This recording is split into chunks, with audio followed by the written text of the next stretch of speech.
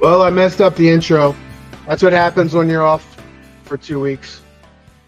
Yeah, it's been a bit of a weird one across the board. I don't even want to talk about all the stuff that kept me from missing the game on Saturday. But that was a double dagger, not only because of the result, but because of the party that was going on in Jeff's suite that we were invited to and had tickets to and then couldn't go to.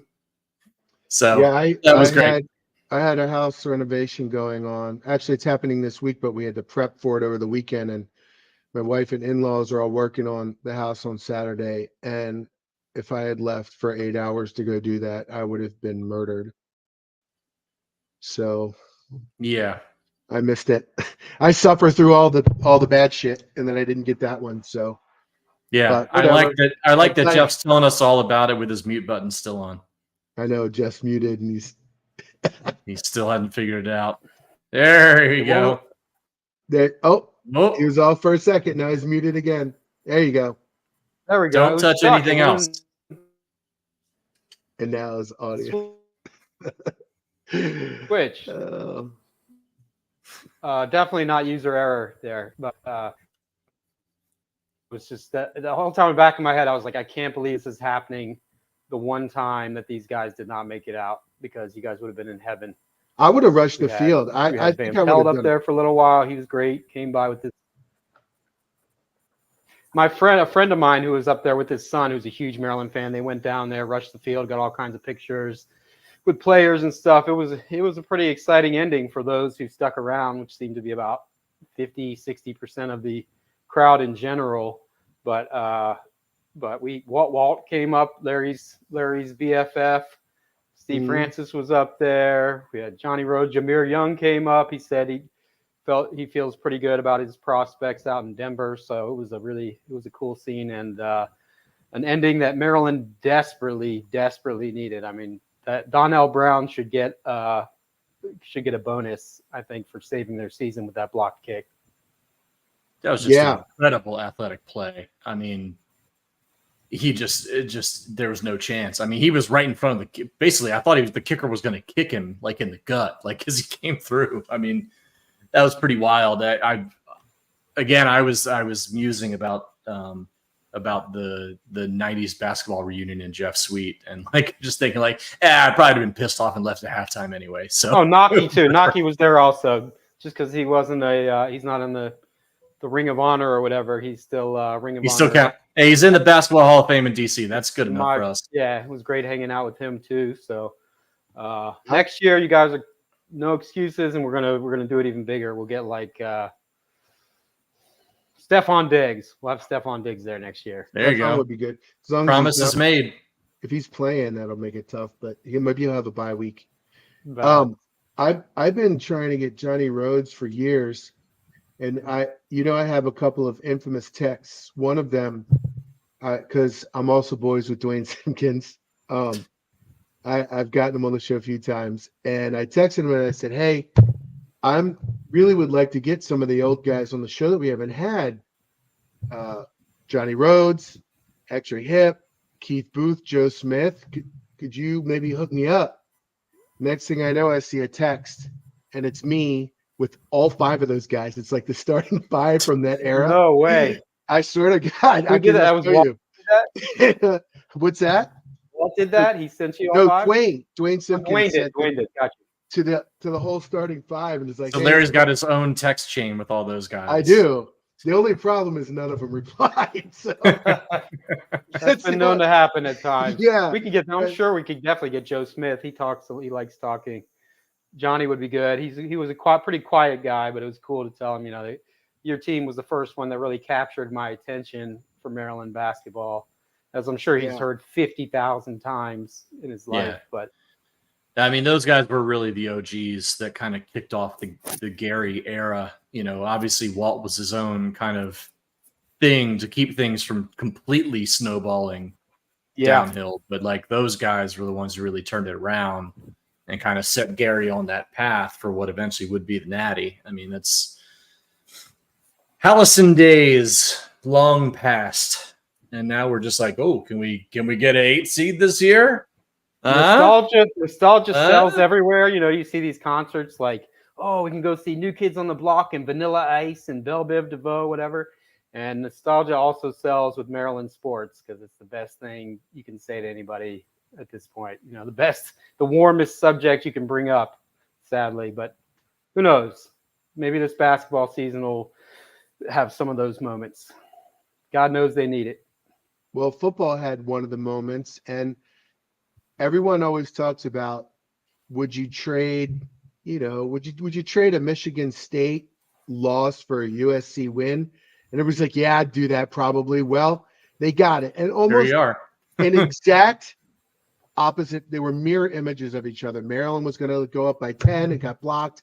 Michigan State wins it. And USC was going to go up by 10. It got blocked. Yep. Maryland wins it. So those games kind of cancel each other out to an extent.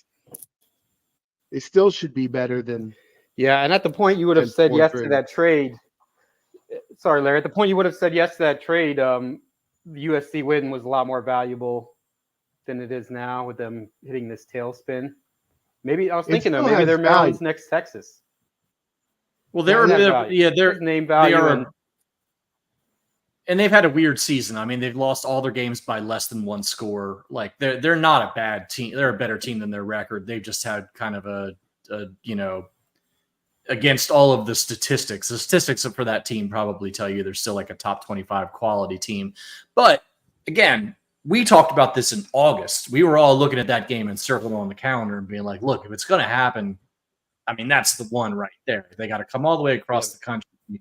You know, it's the middle of the season. If Maryland's not completely battered at that point, like, that's the game they're going to be able to steal.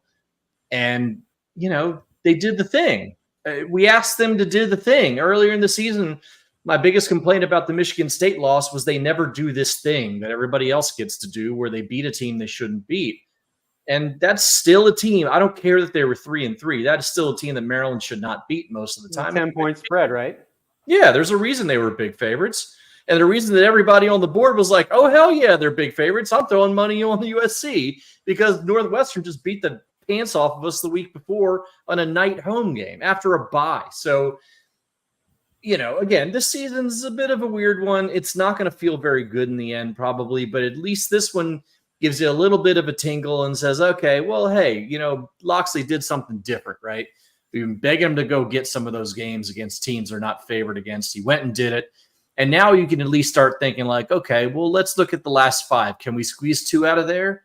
You know, if things get hot, can they get 3? That ends up not being a terrible season after what kind of looked like it was about to go off the rails. Yeah, season's not over. If they lost that game, season's over. Yeah. Yeah. If they do that, get to 3 especially, it'll be like the last few seasons in reverse where they won all the 50-50 games early and then lost the 50-50 games late. Yep. This one, they lost them all early. And then if they do that, they will have won late. The 50-50. Yeah, they're at least not like completely just dead in the water in October or November, which is the way it's been pretty much since Maryland joined the Big Ten. I think that's part of the biggest thing, not only playing conference opponents, but being able to pull it off when the season really gets into gear, weather gets a little colder.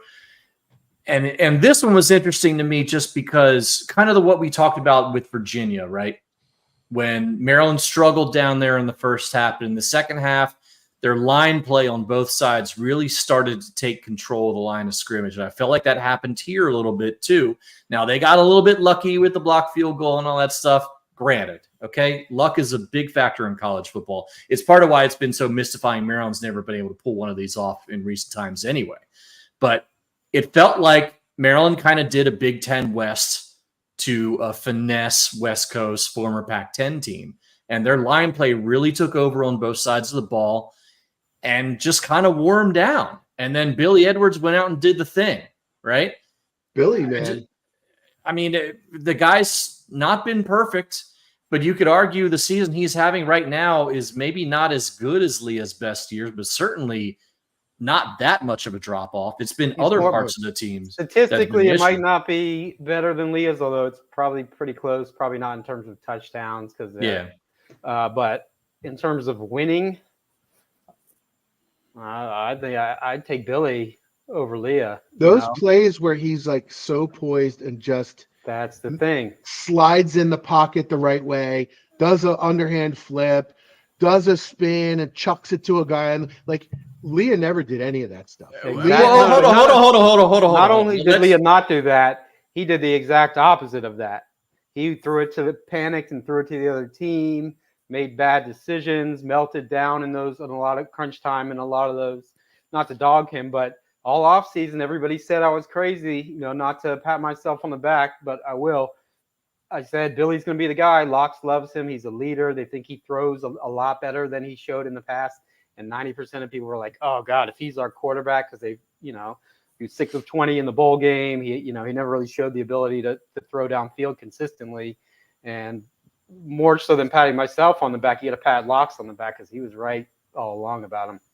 I do want to say Leah did plenty of things in games that mattered to make plays, but you are right that I think the issue with Leah was he always was trying to make a play on that down in that moment. He never thought about the bigger picture, thinking about throwing a ball away or throwing a ball at somebody's feet when like a screen gets blown up.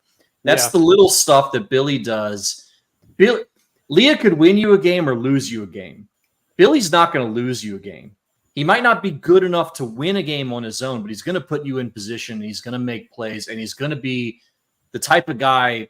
I don't like throwing around game manager because it's like a pejorative at this point, but like he's the type of guy who could just get you in a position for somebody to make a play. Sometimes it's him. Sometimes it's somebody else. The things that he does, like he's not a great thrower of a ball, but like then you watch him. I swear to God, his corner passes might be the best I've ever seen. It's like the one throw, he's just every ball is magic, and it's in the exact spot where literally only the receiver can catch it. Nobody else has a chance at it. Other deep balls, long intermediates, but for some reason, quarter balls, he's just magic. And he's got those are 8 of his 13 touchdowns passes this year. It's wild seeing how far he's come just in the couple years we've gotten to know him. But it also, like you said, it does justify Locks being like, yeah, this is my guy. Everybody assumed it would be MJ Morris just because he's a 4-star coming from the ACC. Billy's been he's probably top 3 quarterback in the Big Ten. Top 4. Yeah, and that's with an offensive line that's not been able to get the running game going. Not been able to hold up very well for him. I don't think they've given up a ton of sacks, but he's certainly not super clean back there. I mean, he's doing a lot of this on his own and just using his football brain. And that stuff is so important, man, for a guy who's not a crazy athlete, but just a tough dude. It's like if Perry Hills was actually a good quarterback. You got the same kind of idea, mentality, that toughness, that poise, but he's also got actual skills which really translate in a high major college football game. And it's great to seeing, obviously we got the news this week that Cam Edge has decided to hit the transfer portal. Good for him. I can't blame that one bit. It doesn't look like Billy's going anywhere. And nope. And I would guess that the fact that Cam is leaving means MJ probably isn't going anywhere at least next year either. So, and then you got Malik Washington coming in. So in terms of quarterbacks, you're not in a super bad spot. And 3 other quarterbacks too. Well, that's the story of Maryland football, though. Always is pretty much too many good quarterbacks to pick one, right? Of course, yeah. I mean, that's always been the downfall for Maryland is having too many excellent college football quarterbacks. Yeah, yeah. So it's a real shame, and I hope they figure out something. I bet you that. Sorry, Chuck. I bet you that right now, if they voted on all Big Ten quarterbacks, he'd be 5th at best. That low? Oregon, Dylan Gabriel, Ohio State, Penn State, Indiana, all 4 of them would be ranked. I bet you're right. You're right. They would. I bet you. I think that has a lot more to do with the winning of the football teams than it does the actual stats. But still, that's I bet you. That's Indiana guys' stats, I'm and sure, maybe are ridiculously insane at this point. Maybe more. I don't. Would you take the Ohio State guy over him right now? I'm not sure I would. I don't know. Would you take the Indiana guy over him? I'm not sure I would either. I'd take Gabriel. I'm saying where the voters would vote them. Yeah, no, that's completely fair. I'm not even like who's right. Yeah, I'm not challenging that. I'm just saying in terms of, I'm not sure I'm taking anybody but Gabriel and Aller. And even Aller is, okay, probably, but I'm not totally convinced. He's being projected as like a second round pick. And I'm like, he's not that good, is he? Or is he showing Penn that State much? quarterbacks tend to get overhyped. Remember a few years ago, Christian Hackenberg. Hackenberg. That was because of his ranking coming out of high school. Yeah, but not because this kid was a 5-star. He was top. Yeah. I think it does. See, this is the whole thing from our superstar Antoine. It's Brandon recruiting, but listen, Antoine. He's saying he good. would be third. Billy would be third, but I might rank him there personally. I'm saying what I think the voters would do. Well, I don't think anybody's disagreeing with you. I'm just saying in terms of like who would you rather have running your team right now? I mean, even when Maryland's been bad, it hasn't really been Billy's fault. Yeah, he's reminiscent. This has been said before, but he's reminiscent of Sean Hill, undervalued recruit, just really smart. I think he was. That's somebody else. Either way, super smart, tough, resilient. I mean, when Edwards makes a mistake, if he throws a pick or whatever, you can tell he's already wiped it clean next time.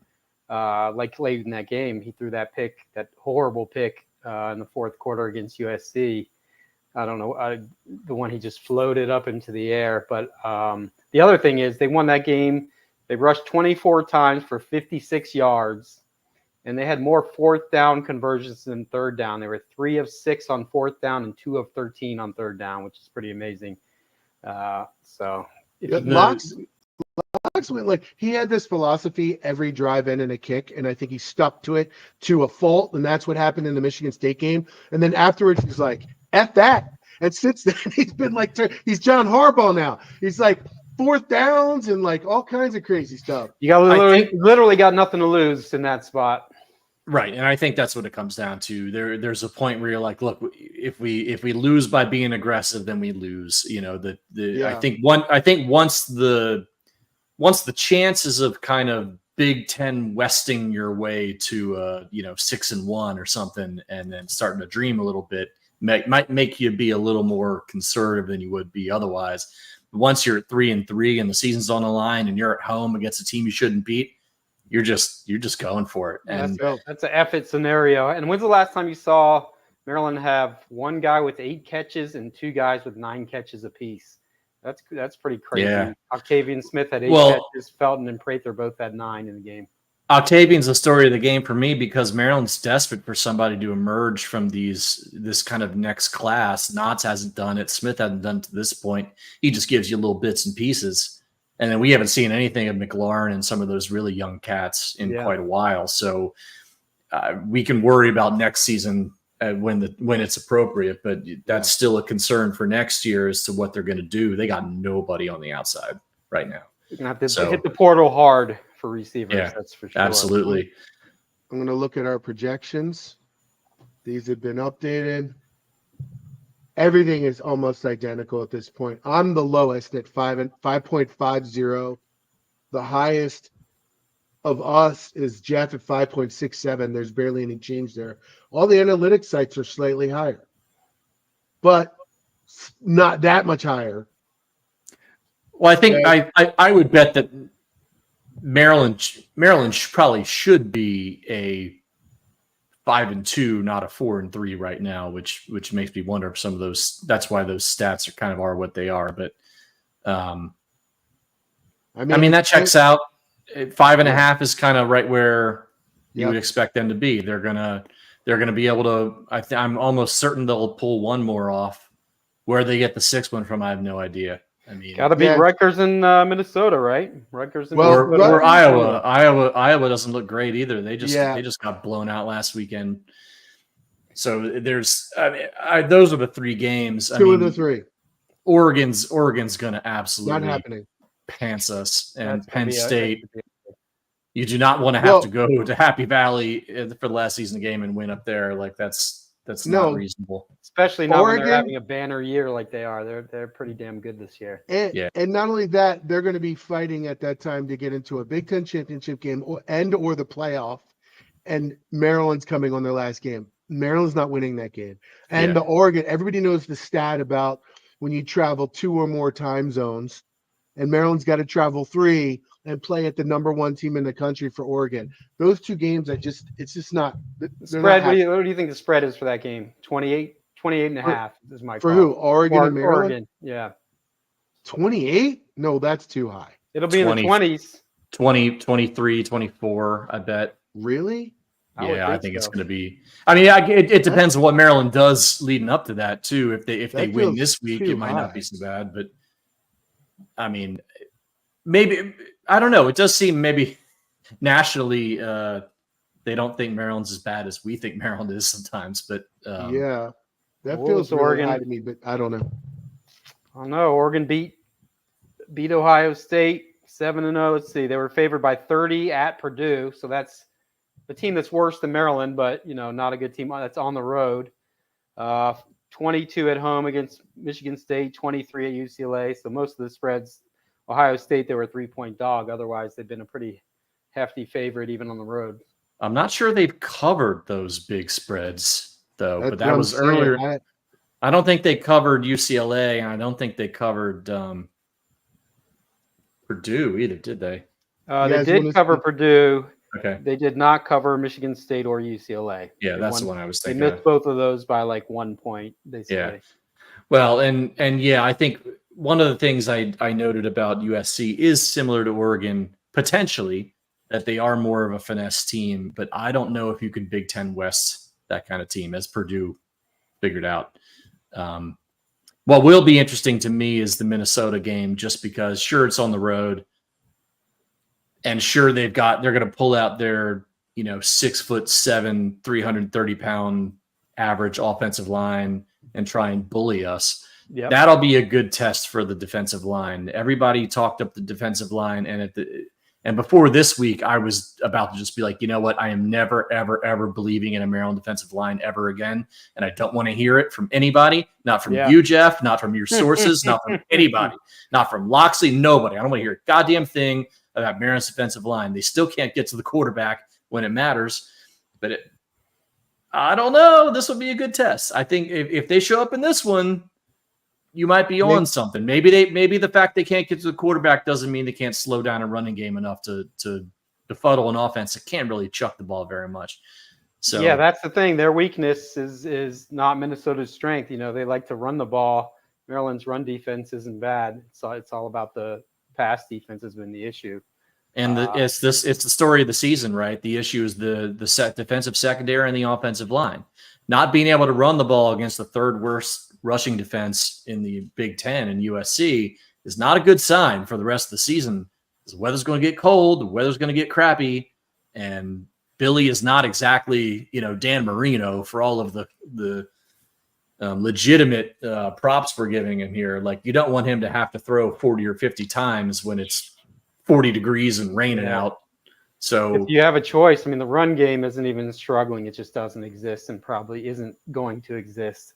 Once you get to this point and you're still getting 2.2 yards a carry every game, it's like, there's no fix. Oh, look at our guy, Mr. George Breen. You didn't say anything. Thank you, George. Say something. Give us a question. Give us a question or something. Give us a question or something, George. Thank you. You have so a much. SoundCloud that you can plug? Yeah, right. But it is the thing though, and you could tell with Loxley's play calling too. It didn't look great for a while. It did not look great for a while at all. And I would argue that Lox's on the field coaching suffered a little bit when he started calling plays last 2 weeks. But the second half gave me a lot more confidence because clearly he was like, okay, we can't run the ball. So we're not going to try and run the ball. We're going to do little pass plays. We're going to do little screens, little tunnel screens, things like that, just to get running backs and tight ends out into space and try and create a running game by doing little short passing and stuff.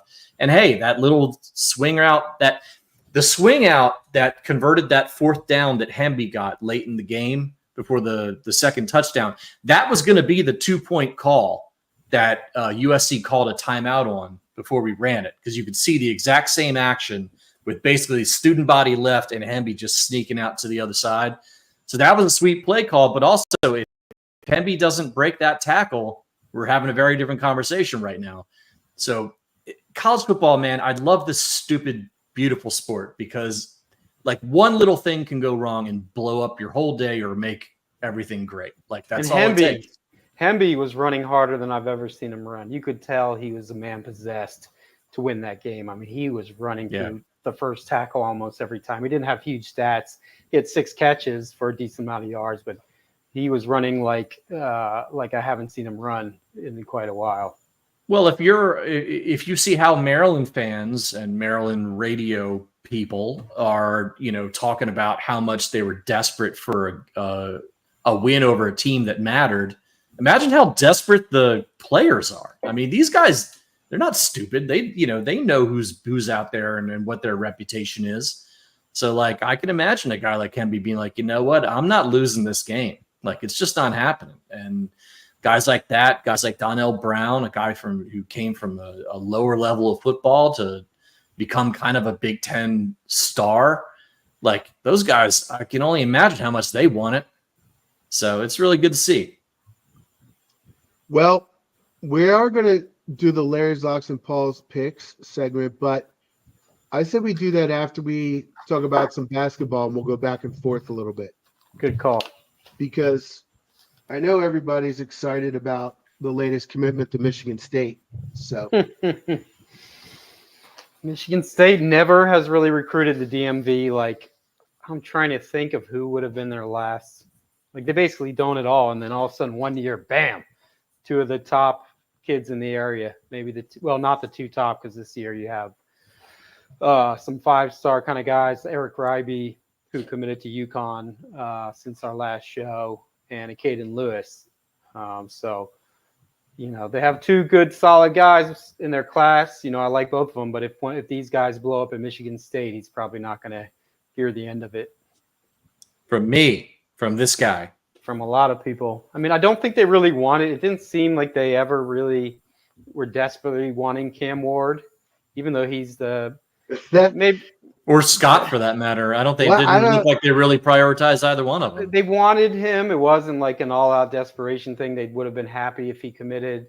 I'm sure they would have been happy if Ward did, but it wasn't. It definitely wasn't a But why do you overlook the local guys? You have all these local guys. Why don't you just go crazy and let's go? Let's build the superstar team. Let's go! Come on. Part of it and is they don't do that. Part of it is that the NIL market for high school players has exploded lately, and so now when you're a kid like Cam Ward might be getting more than someone like Jacoby Gillespie got in the portal. So you got to think about return on your money, because they have a solid NIL. Are we sure about that? Are we sure about that? I mean, I would say the high school market has definitely taken off. Maybe the portal market might just have the for same like reaction. A top 60, 70 kid is getting a chunk. I mean, I find that really hard to believe, but you know better than me. I think they're getting a chunk. I mean, it depends on your definition of a chunk, but they're getting, some of these guys $300,000, $400,000, $500,000, which can get you a pretty good player in the portal. Yeah, and they have to. I made the analogy, I guess it's 3 weeks ago now when we did our last show, about FanDuel, and you have this budget and you're trying to get these guys undervalued, so you get that are priced lowly that you think are going to get you this. Yeah. But once the price goes up, then the value for the player goes away, and so you have to recalculate. It's like Moneyball kind of thing. Yeah. So and then the other thing is now, like with the other part of the portal, is these freshmen expect to play right away, and if they don't play or they don't think they're going to be the guy, they're transferring. We saw last year Jamie Kaiser. He struggled quite a bit. Willard was still very patient with him, wanted him back, and he left. So guys, playing time wasn't the issue there. Yeah, playing time wasn't, but the guys who come in and if they don't get a lot of playing time right away, which might happen. Jordan Scott, for instance, is very talented, but he's more prized for his long-term potential than like current polish.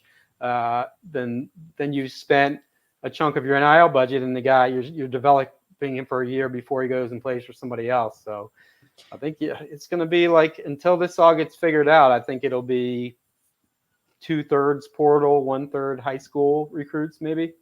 Yeah, I mean, I guess I can be sold on that argument. I think it just bothers me so much that You lost a PG County kid who's undersized, doesn't have like an NBA skill set, but is just a freaking dog. And then a legacy kid who's got the exact type of guy you want to park on your bench for 2 years and come out and be a baller. And those just feel like the type of guys that Maryland is always succeeding with, or if they let them go, they come back and bite us in the ass. And I think that's just really what bothers me. Because Cam Ward was supposed to be the linchpin to this whole class, right? He was the guy, the local guy that everybody liked, that everybody, was just like, look, this guy's a dude. He's going to get it done. And then they just were like, yeah, we're just not interested. I mean, it just felt really weird to me. And if those guys become good players for Michigan State, I am going to have some thoughts. As will everybody else. Two guys that they got are good. Christian Jeffrey and Marcus Jackson. I think it's a good start, but now it feels incomplete not knowing what else they're going to have for 6 months from now or whatever, whenever the portal comes around. Yeah, and if that's the reality of the way this is going to be, then that's the reality. We knew going into the NIL era that, a lot of this stuff is going to make college sports suck for fans. It just is. And it does. Like, I don't enjoy having to relearn. Like, I forgot the kid from Memphis was on our team this year.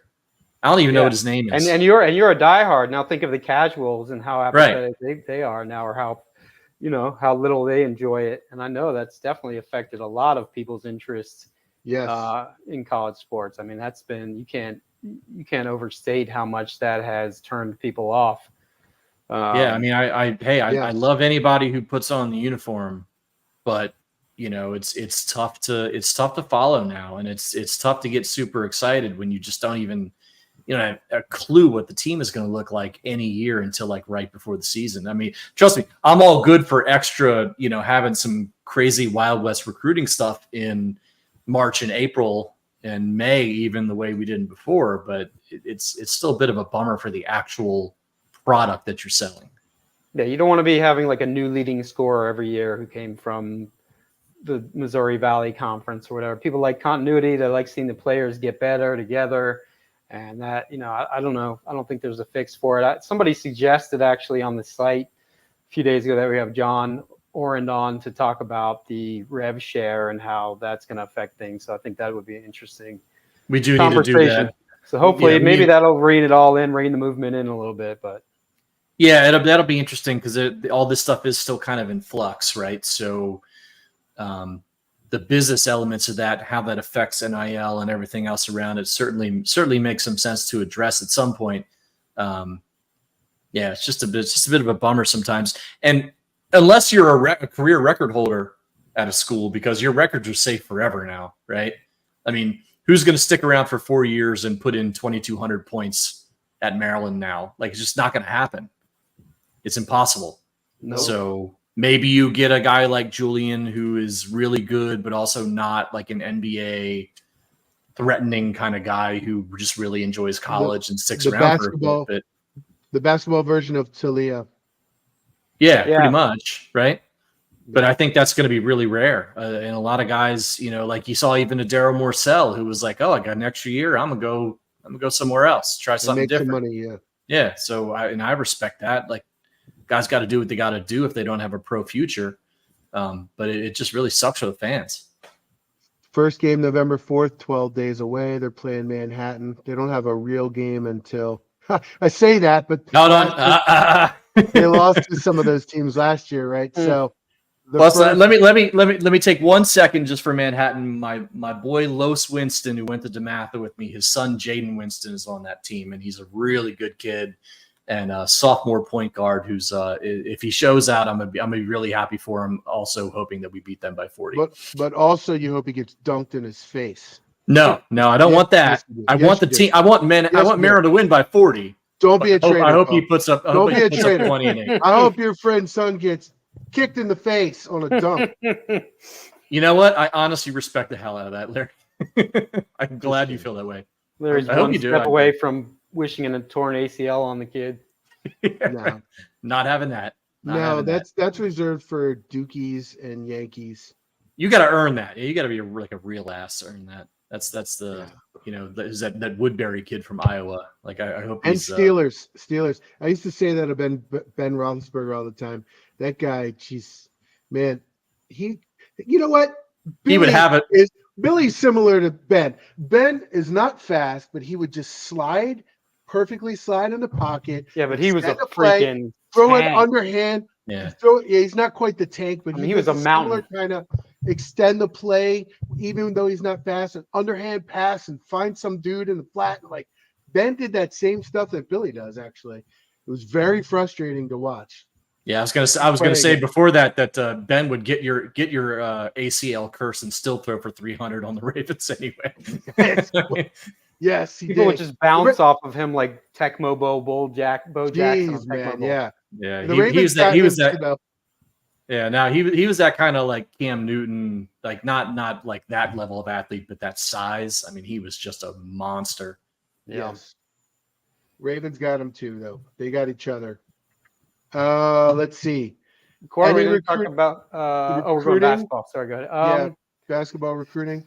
It's really slow right now with the aforementioned preference for the portal. They're working on some 26 kids. One guy who recently came in is Parker Robinson. He started his high school career at Good Counsel in Olney, obviously transferred to Overtime Elite in Atlanta. They really like him. He's 6'3", 6'4", combo guard. They went out to visit him about a month ago, and then he was on campus recently. We have a article up on the site about that from the day after that. And then mostly it's just scouting 26s. The thing has changed so much now. This time of year, a few years ago, they would have been, scouting all the juniors and really putting a lot of time and effort into them. And now with the portal stuff, nobody's really doing that because by then, you might have added a transfer or, you might not have playing time for the kid. And if you don't have playing time, like I said earlier, he's probably not going to stick around. So the whole recruiting game has changed. The whole calendar has been pushed back. So this time of year, as you're getting ready for the season, combined with that, there's not a ton of movement. They're done for freshmen or no? Not for sure, but there's a good possibility. Yeah. Well, I think I hate it, but I think the smartest thing to do in the shitty system that exists is to get portal guys, not high school guys, because you have you have a much more confidence in their ability level. You know what they are. And also and also by the time the portal comes around, you know what you need because you have a better feel for who's staying and going. So they'll know. They haven't added a center. We have Marcus Jackson listed as a center on 24/7. I think he's more of a power forward. So they didn't go after Eric Ryby, obviously, who I mentioned committed to UConn, 5-star level kid, local. They didn't go after Christian Gerdak from Gonzaga or several other bigs. So I think they'll have that flexibility of waiting and seeing if Queen's going to be one and done or not. They've just got a lot of guys on scholarship who can only play the 5 or kind of the 4 anyway. I mean, they've already got Pierce and Gapare. Like, these guys, unless you run them, you are going to have a few guys down there. And Jackson, who's going to play the 4 or could play a small ball 5 too. So I'm not sure they're going to know how much room they have anyway until the spring as it is. I mean, And like I said, I've kind of, I can understand Willard's position on thinking, okay, let's just work through the portal for the most part, grab a couple high school kids that you can kind of work with. I guess we're just not going to know how that's going to work out. I mean, it still bothers me a little bit that you couldn't find ways to grab a couple more high school kids to offset the fact that you're going to have this rotating cast of juniors and seniors coming through here and there. But I don't know. What do I know? We'll have to see. I watched them for a little while the other day. They are huge. It's one of the biggest teams they've had in a while. Obviously, that's not always a good thing in today's basketball.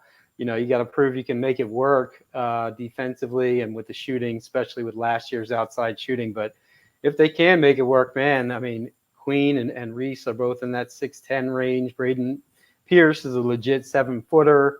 The Gapare kid's about 6'9". Jordan Geronimo is about 6'7", 6'8". So They have a lot of size this year. You know, they're fairly The decent guards size on are the big wing. too, right? Yeah, Miguel For and guards. Rice are pretty Yeah. tall. So Well, Willard was talking my language, talking about playing small ball with Miguel at the 4. I still refuse to believe he'll actually do it, but that would be that'd give me the tingles. it's Yeah. possible because I don't think he's playing recent. When I watched Reese and Queen were on opposite teams the whole time, and then our guy Sam at Media Day the other day asked him what it's been like when he's been playing with Juju, and he said basically we've been on the other team every time. We haven't been playing together, so that might be a tell that he really doesn't plan on using them together all that much. But we'll they have see. to play some of the time together. If they don't, you don't have enough. I don't think you have enough 4 men to not play them. Like if you're gonna, Geronimo and Gapare are the only guys.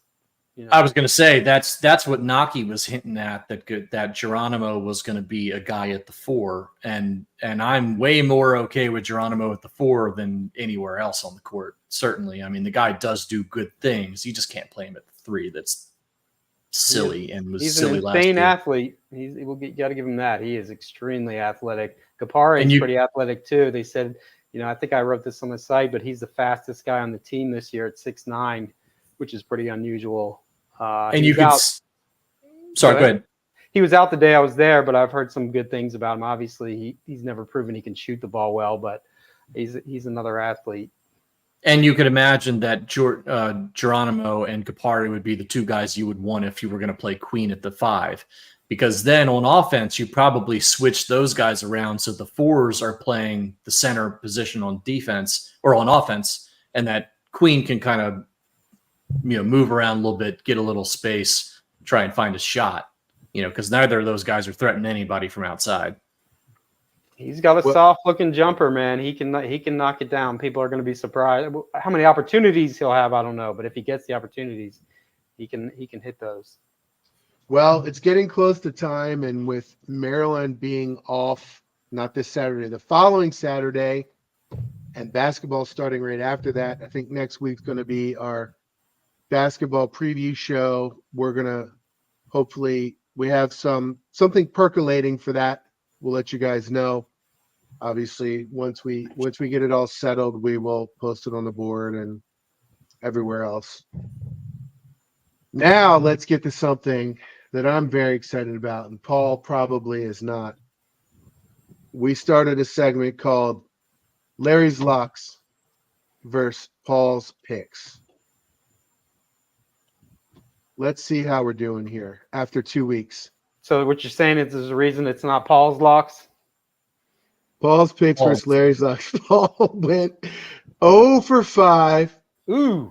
It is very difficult to do that. And I have updated the spreadsheet because Paul asked for more functionality. I gave it to him. And I also added Ehrman's evaluations to the game as well, because we each make our picks, and then Jeff picks one of the 5 that he doesn't think is correct. So he's basically making 2 picks a week. So those are Ehrman's evaluations. Jeff's winning thus far. He's been right 3 out of 4, 75%.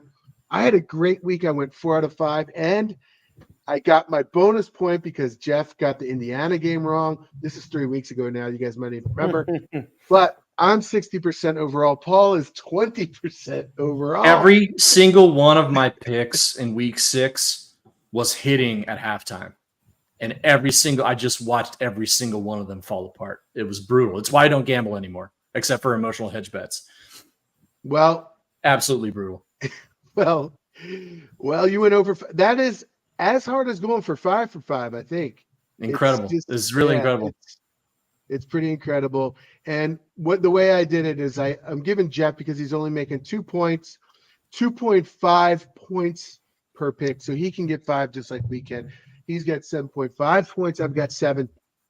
Paul pulling up the rear with 2 points. So he's going 5-0 this week. We'll see. Right, we'll Paul? see. Crazier things have happened, man. We're gonna jump ahead to week 9 now. This is the back of the spreadsheet. I enter them here. I have not looked yet at all. I do not even know what Maryland's spread is against Minnesota. So I'm gonna try and look right now. That's the first game. We always have to pick that game. That's a rule. Where is it? Do you know the spread? I don't. Wait, actually. We had it is up it not earlier. in? No, it's there. Hold on one second. I don't see it. Oh, there it is. 4.5. So, Paul, do you want Maryland plus 4.5 or Minnesota minus 4.5? Mm. Or do you want me to go first? No, I'll take it. Okay. Heart We're says Maryland and give me the points. Head says take Minnesota. I'm going to take Minnesota. Jerk. That's what I was going to do. Why? You can do that. We don't have I to like split Maryland. on that, do I we? like Maryland in that one. Why? I think It coming is off not- the not USC typing one for feels me. like a springboard kind of win. Let's rally the season. What is- Minnesota's not that good. I think they got a good chance Oh. to go out there and win. You know what? I can't type in this right now because this is on my personal Google Ooh. Drive. Seeing Larry's personal spreadsheets. This is on my personal Google Drive, and I'm logged in as IMS Radio. All right. Well, you got to find All a right. pen and paper. Yeah, I'm gonna get just a regular spreadsheet here. Okay, you're taking Minnesota minus 4.5. I'm tempted to. That's what I was gonna do. I thought it was gonna be. The opposite of you. Is that eligible for my veto, the Maryland It is. game, or is that not, No, not eligible? Yes. Yeah, of course it is. I'm just gonna take Maryland plus 4.5 just because I'm gonna. You might want to wait for my other shitty picks, though, Jeff, before you I'm decide gonna- which I'm one is gonna- the shittiest. Oh, I'm not locked in yet. Don't worry. I'm gonna fade Jeff. So okay, what's your next one, Paul? All right, let's see. I am gonna go with. Oh, this is a tough one, but give me Mizzou. Give me the Fighting Pigs in Tuscaloosa, getting 14. Plus 14. Okay. Let me see. I have not. The reason I didn't look is because last time, if you remember, I was so late getting ready for the show, I hadn't looked, and I made just picks on the spot and I went 4 for 5. So we're gonna Study try it long, again. study Never wrong. look Yeah. again. Yep. I'm gonna try again. Let's see. Rutgers is at USC, Louisville, Boston College. Hey, none of this. Wow, Nebraska's getting 25.5 against the Ohio State. Jeez. That seems like a lot. I'm taking Nebraska plus 25.5. Okay. I don't think that. This is all on the spot, so I could be totally just off base with this, but Yeah, that's a weird one because Nebraska's looked pretty good until last week when they got absolutely torched. I know they got a good defense. So Yeah, that's but- a weird one. Ohio State might be out for revenge too after they just lost and they need to prove themselves. So that's They got the week off coming off a bye. It's a bad pick, but it's fun. I'm sticking with it. Just go ahead, Paul. Go. All right, let's see here. Oh, I'm sorry. I got the Missouri spread wrong. You're using DraftKings, right? Yeah. Okay, it's Missouri's getting 16.5, not 14. You sure about that? I am. I'm staring at the page right now. 16.5. Okay. Let's Paul's trying to see. steal a couple Trying to of points. weasel a few points. No, I was using the wrong site because I saw you had DraftKings up. I was like, oh, All right, let's go. Let's go. All What right. do you got? What you get? Let's see. Let me get Give me Syracuse plus 5.5 at Pitt.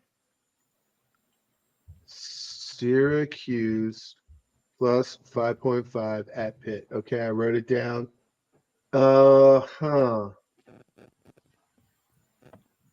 Oregon minus 20. I'm taking Illinois plus 21 against Oregon. I'm taking the dogs. So, well, that'll be a good test of the Big Ten West theory, like against Oregon, whether they can just grind them to a halt. Yeah. All right, go ahead. All right, let's see. Man, I'm thinking about that Virginia line, but they got their backup quarterback still. I don't know how I feel about that. All right, let's give give some flowers back to USC and have them given 13 in the hook, hosting Rutgers on Friday night, late night. USC minus 13.5. I was looking at that actually because the whole multi-time zone thing. But I guess that feels like a bounce back game for them too. Yeah. Totally does. Okay. Let's see here. I don't even know. Let's just scroll down and find something down here to pick from. Houston against Utah. Utah seems better than Houston. You haven't boned up on that Troy Arkansas State game yet? I got a intel there. A friend who's a big Troy fan, believe it or not. So Michigan and Michigan State. Wow. That's a spicy one right there. Oh, I know what I'm taking. I'm taking LSU plus 2.5 at Texas A&M. That's interesting. I actually like Texas A&M in that game if they were not actually Texas A&M, because it feels like they lose every single one of these types of games when they matter. So that'll be interesting.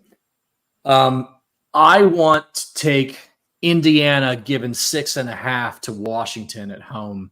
I know they got a backup quarterback in this week, but that guy's played a lot, and I think they'll be all right. Indiana minus 6.5. It seems good. They score 50 points a game, so.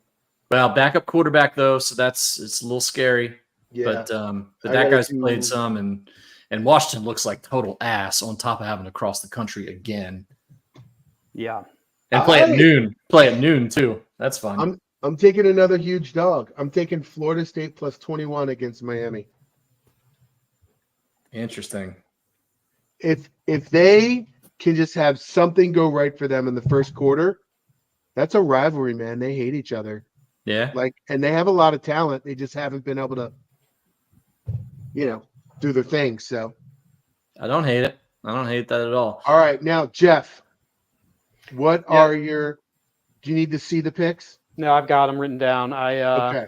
Initially I was going to go against Paul on his Minnesota pick because I feel like Maryland's going to kind of carry their momentum from last week into the game.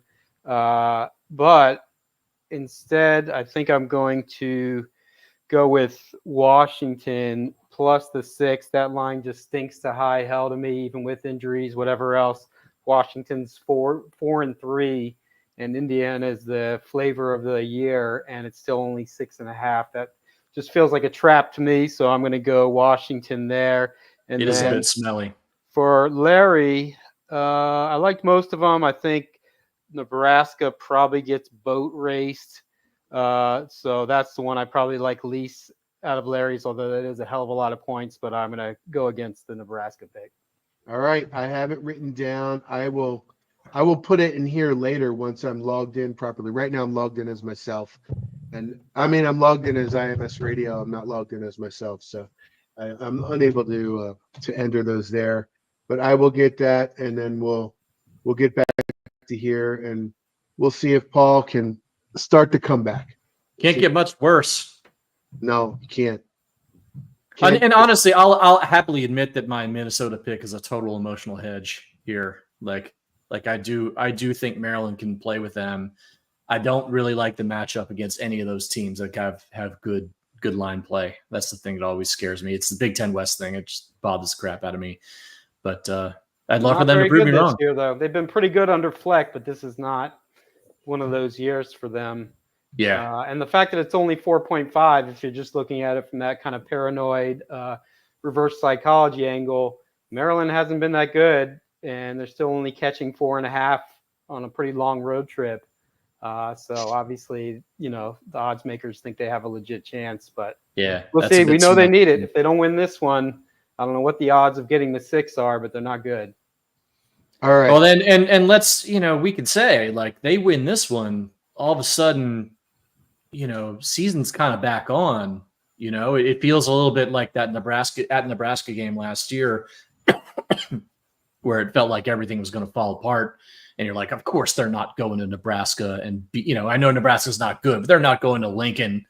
When the ship is sinking and pulling that one off, and they had no problem pulling that one off. So yeah, that was. You could be seeing something that rhymes a little bit with last season. Yeah. Okay. Picks have been recorded. We will see how that plays out on Saturday, whether I can keep rolling along or whether Paul makes a comeback. We'll see if Jeff, how he does. He's 3-1 so far. Guaranteed 2-0. Okay. Well, we will see. All right. This man is bold. This man is bold, but I like it. It's like it a easier. lot. I will say I have an advantage. It's much easier to look at somebody else's picks and shit on them than come up with them yourself. But no, you got. I like most of you guys' picks this week, actually. All right. Well, we got to do. See, the key is doing less research. Less That's what I research did. seems to be the thing to do. That's Can't what I did. overthink it. Let's see if see how it works for me. At the end of the season, people will start knowing whether to Fade you. Paul every week, go with Larry's gut. We'll see if that continues. Well, and that's the thing. Eventually, I'm just going to have to start picking against you directly and just hoping that I can catch you that way if I fall too far behind. So, yeah, just 5 different games. yeah. Okay. All right. We will finish the episode. We don't have a non-revs report this week. I asked Wheels too late, and he's doing his stuff. And the thing is, the soccer team has really rebounded. They're ranked in I was going to mention that they're eighth. What? I don't know. I think they're in the top 10 somewhere. Yeah, I think six maybe, something like that. They were awful last year, right? And awful to start this year, and then won a whole bunch of games in a row and against good teams. And they just tied UCLA. Yeah, UCLA is ranked too. So they're pulling it keep together. Sasho down forever. He's a legend for a reason, right? Yeah, we gave Sasho a little stick early in the season, but good for him. Yep. The women's basketball team, I think the rankings came out and they're something like 15 in the 15th range, something like that. So that's freeze territory every year, preseason. Yeah, she used to be top 5-10 every year. Well, we ain't got that money, I guess. NIL ain't. You talk about people who are getting hurt by NIL. I would imagine Brenda is top of that list. Well, she lost Angel Reese to NIL, so that's a lot of stuff going on there. Yeah. We're gonna finish the episode with true or false. I'm gonna read you a statement. You have to say true or false and expound upon it. We'll start with Jeff. The entire 2025 football recruiting class is going to stick. I'll just say false because it just almost never happens. They already lost one, so that could be the one. It's just the nature of the beast. I think they're in good shape. With all these kids that have committed, they're all committed because of a future vision of joining together and building something to the next level. So therefore, some struggles this season aren't necessarily going to, but you just never know. Someone could come with some outrageous NIL offer for whoever. It's not going to happen with Malik Washington. I think he is firmly committed. He's good to go. You never know, but either way, someone always decommits. So false. I love the annual Maryland gets an early Florida recruit who automatically is decommits every season. I think it's been like 3 or 4 years in a row we've had one of those. So that's always a fun thing for me. That's why you got to get them at the end of the cycle, like they did with Michael Harris on signing day a couple of years ago. And he looks like a monster, a linebacker. I mean, he's a fun player. Yeah, they have some young dudes. When you're in the position of the players, it is not a bad strategy to lock down a safety net and then see what can happen the rest of the way. It sucks, but that is the way the system works. I would do it too. Everything comes down to leverage in business and a lot of life, and they got a lot more leverage than they've ever had. Same thing a lot of us did, when we were applying to Maryland to go to college, right? I mean, Maryland was a safety school back in our day, and so you'd apply to Maryland, knew you'd get in there, and then you start reaching for the stars. Yeah, if you wanted to. Everybody. Speaking of which, as a side thing, I've met a guy at a tailgate, a Maryland booster, and he said his daughter from a local Montgomery County school had a 4.3 and did not get into Maryland as a legacy. Is that really possible at this point? Yes. 4.3 local. Yes. I mean, that's amazing. So even my sister is 8 years younger than me, and her best friend were the number 2 and number 3 in their class at Elizabeth Seton, which is decent private school nearby. My sister got in, and her friend got waitlisted, and this was 2008 maybe. So now it's even more insane. I mean, my son is looking at colleges now, and he's got like a 3.8 at a good Anne Arundel County public school. We're not even don't even bother. I'm actually buddies with one of the top administration guys at Maryland now, and we're just not even pull those strings, little homie. Pull those strings, dude. There's not enough strings that guy could pull for my guy, and he's a smart local kid, but there's no way. I mean, Maryland's on a whole nother level now. It's great for my degree, but it's not necessarily great for football attendance. Change his last name to Gossett. It's not good for football attendance. Well, I remember not that long ago that there was a very large, wealthy booster who tried to pull some strings to get his kid in and could not pull it off. So like, it's a different world now. All right. Well, that went off on a fun. Yeah. Tangent. Sorry, okay. but No, it's not that fun, but it was a tangent anyway. Yeah, it was a tangent. It's not fun at all. I wish my kid could go to Maryland, but it's not gonna happen. If Maryland makes a bowl game, you're not going this year. That is true. Only because we've got to take a trip to Michigan to see my wife's brother and his family this year for Christmas. So I'm not going to pull off both. Yeah, and plus, I mean, look, I made a business decision that this year, if we went anywhere, it'd probably be like Detroit or New York. Or New York again. And I love New York, but I don't need to go to that bowl game again. We had a great 3-year run. I hope we go to another one, and I hope everybody has a great time. And you should. And no matter where you go, it will be a good time. Don't get me wrong. But I gotta sit this one out. They're gonna a month or whatever, 6 weeks from now, we're gonna be sitting here talking, and Paul's gonna be hand wringing because he can't go to Vegas with us. Well, I'm probably not either because I am going on a cruise. I'm going to be gone from something like the 18th to the 28th. I'm having that moment, like when you're like 24 and all your friends start getting married and selling out on you and stuff. This is the feeling.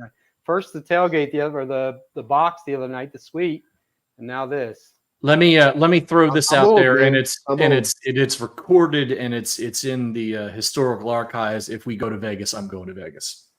How's that? Fair. Well, when is that bowl? What is the date of that? Because I get back on the 28th. I feel like it was like the 28th last year because they were. A lot of people thought they would be in that one. Then it depends on the date and whether I can justify getting back from out of the country and then doing something else immediately. We'll see. December 27th. Problem you guys have. Oh, I'll be gone. So you'll be on a boat, but 27th, it's a Friday night. I can pull that off. All right, Paul. Sorry, Jeff. There is genuine excitement behind the scenes in the basketball program right now. True. Yeah, I think there's excitement, a lot of optimism. They feel like, they're a much better shooting team than last year. They feel like Derek Queen is the real deal.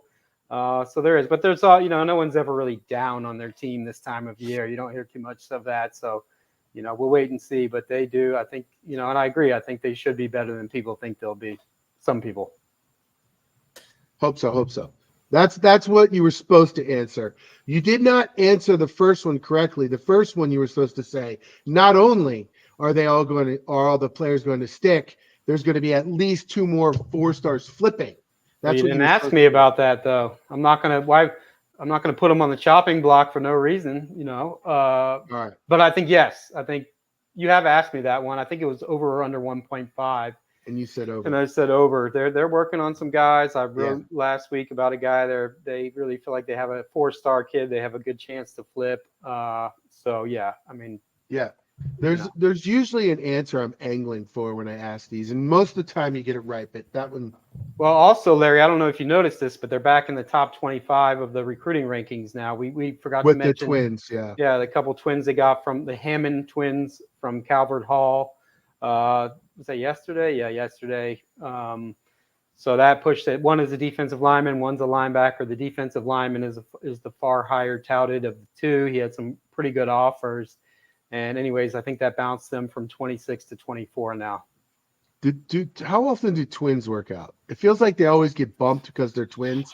Who were the basketball twins that the Mitchell brothers? Mitchell and twins. They were painful. There were the Remember the twins Gaddy that- brothers?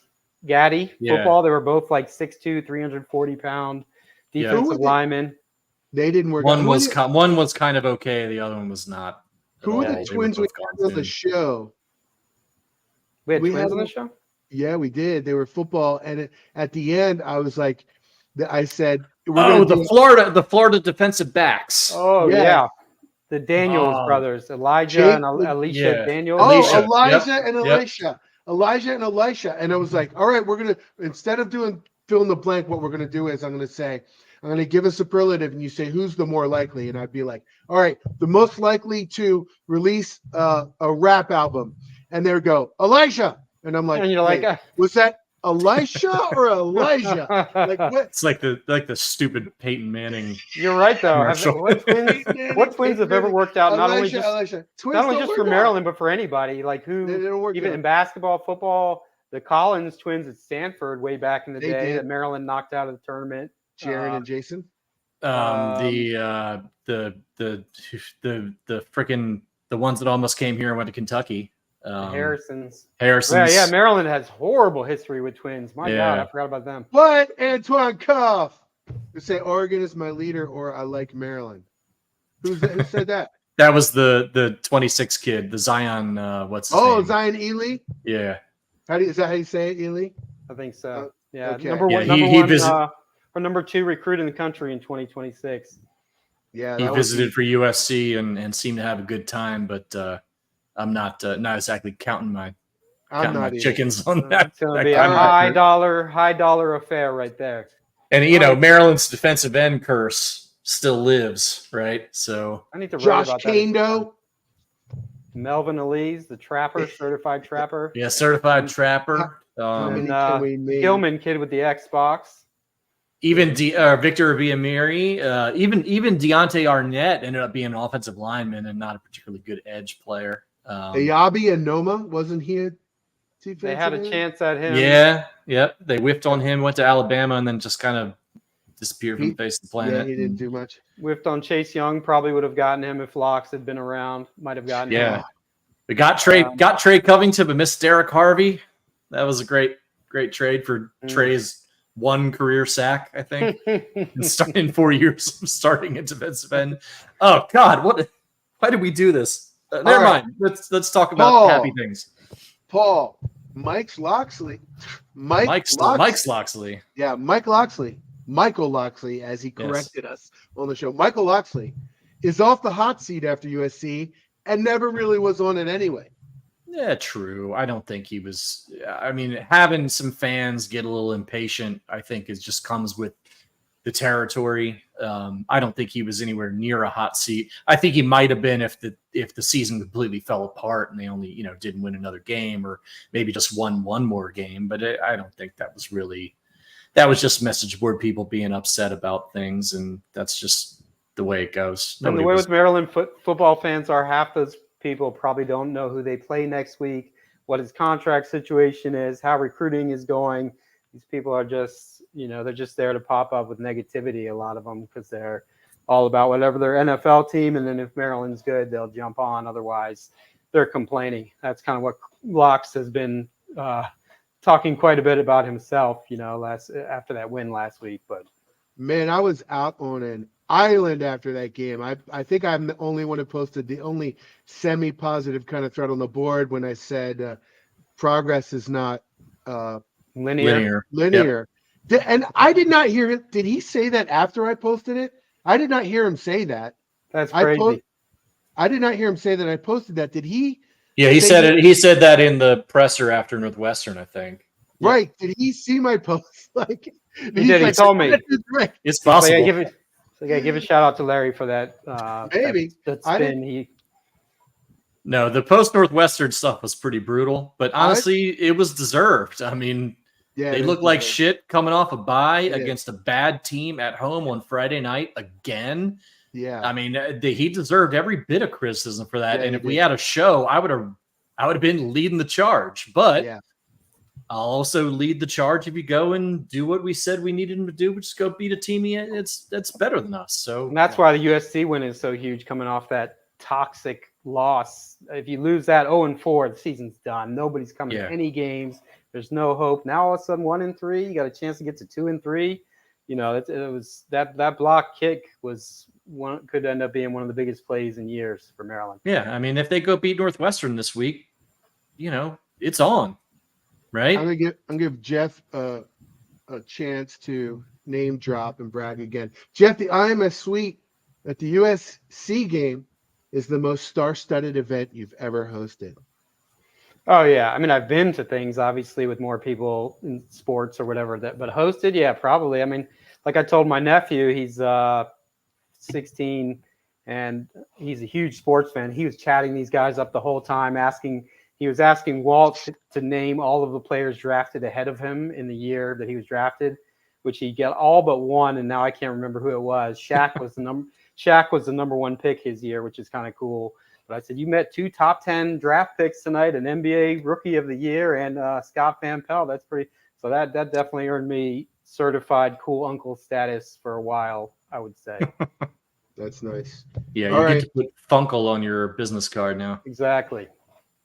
Paul, once Maryland is mathematically eliminated in any sport, it is okay to pick and root for another team. No, never.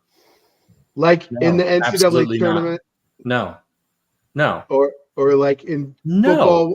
Okay. It depends on your definition of root. There's a casual rooting, like, all right, they seem cool, I hope they win, and like these people who somehow can just have another team that they're passionate about. Yes, the second is totally alien. There are some teams that are like just more likable teams, and you're like, oh, you know, that team went through some shit this year. This team, they got some good guys. Like, I hope they beat UConn or somebody who's just or Duke or utterly hateable. Like, that's different. But you don't just get to like, oh well, Maryland's out, so I'm going with my second team, Michigan. It's like, no. What about if your kid goes to the school? Oh yeah, that's legit because you're giving them that school enough money. That you don't have a kid who went to a school yet, Paul. You might change your tune a little bit about that once you go through the entire application. And I could be happy for my kid, but that's not my team. No, yeah, I think that's like a middle level. There's like you can't emotionally attach to anybody. But then there's your kid's school, which is kind of a middle, and then there's the casual thing that you talked about. I think I will allow that I haven't experienced it yet, although it sounds like my kid's really interested in places that are not going to be high level sports teams. I don't think it's going to be a problem for me. But that I don't like that at all in college. In pro sports, do whatever you want. If you would be a bandwagon Yankees, Lakers, Cowboys fan. That's you do what you need to do. I will mercilessly like crap on you, but it's pro sports. That doesn't mean anything. Anybody can live anywhere, you know, where that's my dad's team, or you know, my granddad used to love that team, so it's my team now. Whatever. But college, like, especially if you went to a college, like, I'm sorry, you're stuck with them. It's just life. You think I'm happy being stuck with Maryland sports? You think that's been like a positive for my mental health over the past 20, 30 years? No. Yeah, like people will ask me like, why are you Redskins? You know, Baltimore is Maryland's team. I'm like, I had been a Redskins fan now Commanders fan for 20 something years already. I don't understand how people quickly make that switch. Same thing with except in reverse with the Orioles and the Nats. I was an O's fan listening to games on the radio when I was 8 years old. I don't understand how people have that ability to or they'll move to a new state and just switch to that team. But yeah, it's one thing if it's a casual thing, but like, I don't know. I'm a DC kid by every stretch, but like if I'm going to pay attention to the baseball, it's the Orioles because that's just the team I grew up with. Yeah. You know, is what it is. I had another one that I'll just give it to you, Paul. I'll have a seventh one. All right. I'll give it to you anyway. After hearing from Naki and seeing the positive practice reports, you were starting to convince yourself that the basketball team is going to be good this year. No chance. False. I knew he wasn't going for that one. This ain't my first rodeo, Lawrence. I mean, look, I will, if they go and they start well, I will be out there starting threads being like, well, you know, Selton actually looks like he's got a really good jump shot. I bet he shoots 35%, and you know, Rice goes out there, can put up 35, 37. We might be, you know, cooking with gas, but no, I am not I am not that dude. You'll I've give had my credit where heart it's broken due, but you many aren't times. given the benefit of the doubt, right? Absolutely not. Just not going to do it. Can't do it. Understand. I'm Here we broken. go. We got Michael Wheatley backing us up here on the. Your team is your team forever. Yeah. Yes. Yeah. Yes. I mean, ink on again, the you can body. appreciate another team. You can do If whatever, but If you're our age and you've lived through Maryland sports and you're still a Maryland supporter or whatever you want to call it, you have earned it. yeah, you've seen some stuff. You've earned it. I mean, you have Yeah. seen some stuff. If you're still with it now, you're stuck for life. So join the club. Come talk to us every day about it on the message board and get a little bit of therapy. All right. Well, thank you guys for joining us. We're going to be doing basketball season preview next week. We got some stuff. Hopefully talking about a Minnesota win too. But hopefully talking about that. They're off the week after that, so that's the perfect time to have that show. And I want to thank again Mr. George Breen and Mr. Antoine Cuff. You guys are heroes. We thank you. We thank you.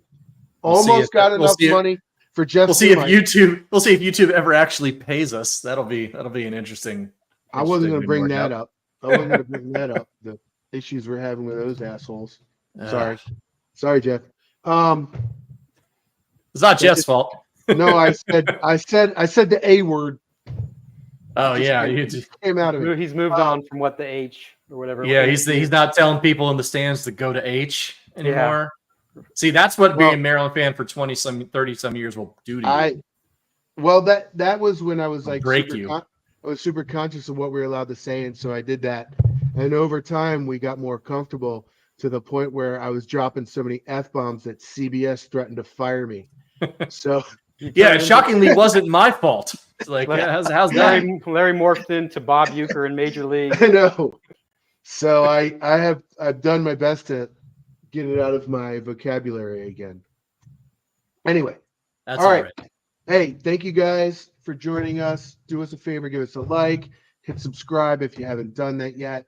For people watching on the YouTube, and if you're listening, next time you go to YouTube, please do that for us. We're going to be back next week with our basketball preview show. This is IMS Radio.